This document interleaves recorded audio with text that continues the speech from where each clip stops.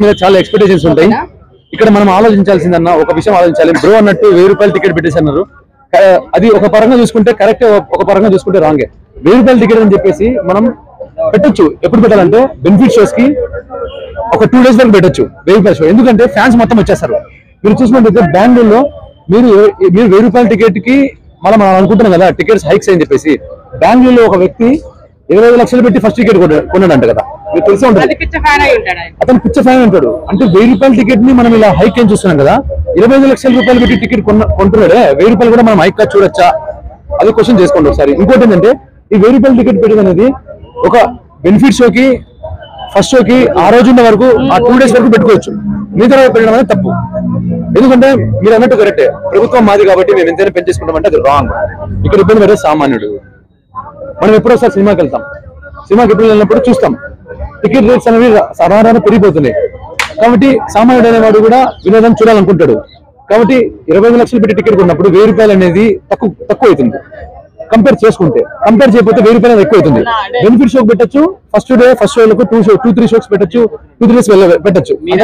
సినిమాలకు హైక్ లేకుండానే వాళ్ళు క్రాస్ చేస్తారు కదా 100 crores. మరి ఎందుకు ఇప్పుడు భయానే ఆన్సర్ చెప్పాడు చూడండి. మిరా సినిమా ఓజీకి కంపారిజన్ అనేది ఉండదు కదా.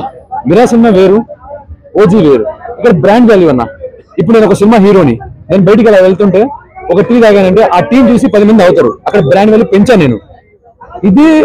ఇదే నార్మల్ హీరో, ఫస్ట్ హీరో ఒక చిన్న హీరో అలా వెళ్ళి టీ తాగాడంటే ఎవరు పట్టించుకోరు.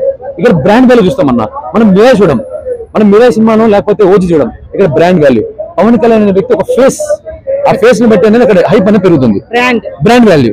ఇప్పుడు నేను ఉన్నా, మీరు ఒకసారి ఆలోచించండి. ప్రతి సినిమాలో హీరోకే రెమ్యూనరేషన్ ఎక్కువ ఉంటుంది, హీరోయిన్ కి రెమ్యూనరేషన్ తక్కువ ఉంటుంది.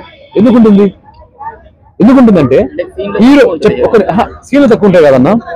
మీరు అరుంధతి సినిమా చూడండి అన్న. అరుంధతి సినిమాలో అనుష్కకి ఎంత రెమ్యూనరేషన్ ఉంది మొత్తం సినిమా మొత్తం హీరో క్యారెక్టర్ ఆమెదే చెప్పండి. అంటే హీరో క్యారెక్టర్ కాదు, హీరోయిన్ క్యారెక్టర్ లో లేడీ ఓరియంటెడ్ ఫిల్మ్స్ లో కూడా హీరోస్ తగ్గట్టు రెమ్యూనరేషన్ రావట్లేదు. ఎందుకు రావట్లేదు? ఇప్పుడు ఒక హీరోని తీసుకుందామన్నా, ఫర్ ఎగ్జాంపుల్ ఒక ప్రభాస్ తీసుకుందాం.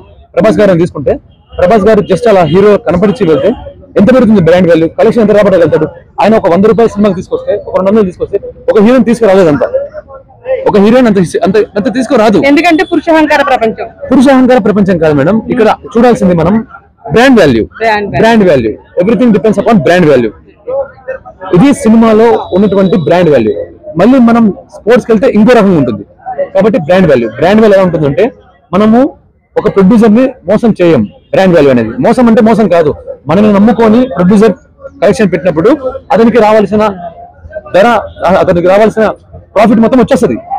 కానీ ఒక హీరోయిన్ వల్ల రాదు, హీరో ఉంటేనే వచ్చింది.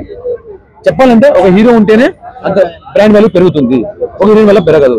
ఒక హీరో హౌస్ఫుల్ కలెక్షన్ తెప్పగలుగుతాడు, ఒక హీరోయిన్ తెప్పలేదు. లేడీ ఓరియంటెడ్ ఫిల్మ్స్ లో హౌస్ఫుల్ తెప్పగలుగుతారా? తెప్పలేదు. వాస్తవం ఇది. ఒక హీరోయిన్ ఓరియంటెడ్ ఫిల్మ్స్ తీసుకోండి. రీసెంట్ గా గట్టి అనే మూవీ వచ్చిందన్న.